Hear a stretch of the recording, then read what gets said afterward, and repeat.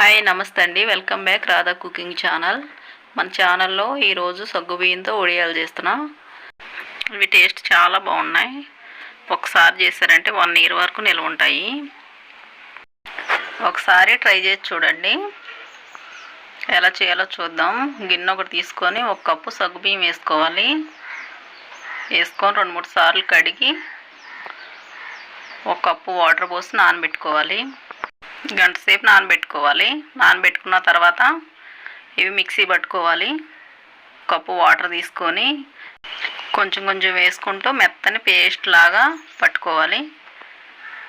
పట్టుకొని ఇది పక్కన పెట్టేసుకోవాలి. పొయ్యి ఆన్ చేసి గిన్నె ఒకటి వేలటిపాటిది పెట్టుకొని ఇందులో 4 కప్పులు వాటర్ వేసుకోవాలి. వేసుకొని సగ్గుబియ్యంలో 2 వేసాం కదా, 2 కప్పులు వాటర్ వేసాము. ఇవి 4. 1 కప్పు ఇందులో వేసుకొని లూజ్గా కలుపుకోవాలి. 7 కప్పులు కరెక్ట్గా సరిపోతాయి. ఎక్కువ వేయనవసరం లేదు.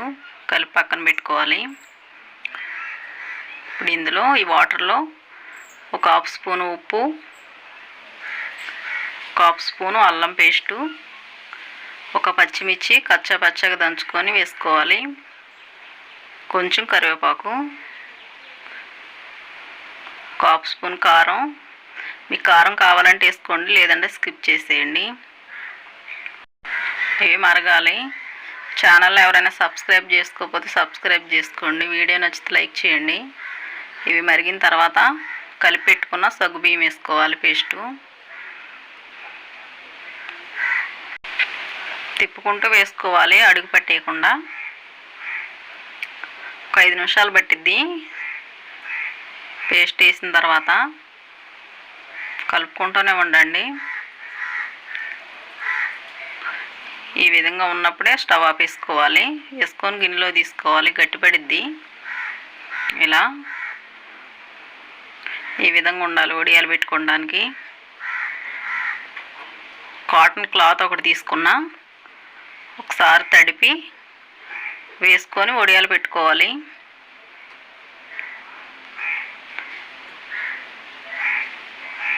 కొంచెం వేసారంటే సరిపోద్ది.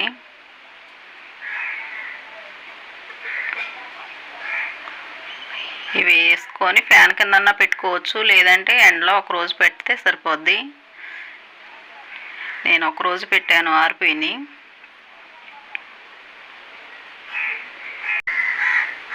అన్నీ పెట్టేసుకోవాలి.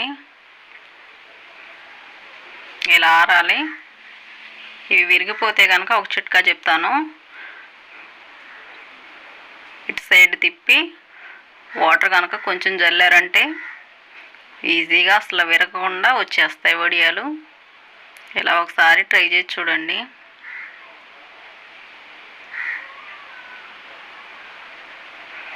చాలా అంటే చాలా ఈజీగా తీసేయచ్చు.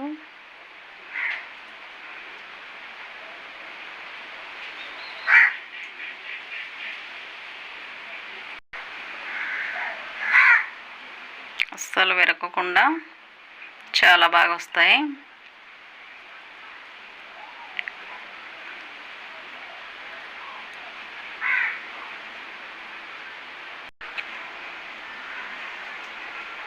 ఒకసారి కష్టపడి పెట్టుకున్నామంటే 1 ఇయర్ వరకు ఉంటాయి. ఇదే కొలతలతో మీరు ఎక్కువ క్వాంటిటీలో కూడా చేసుకోవచ్చు.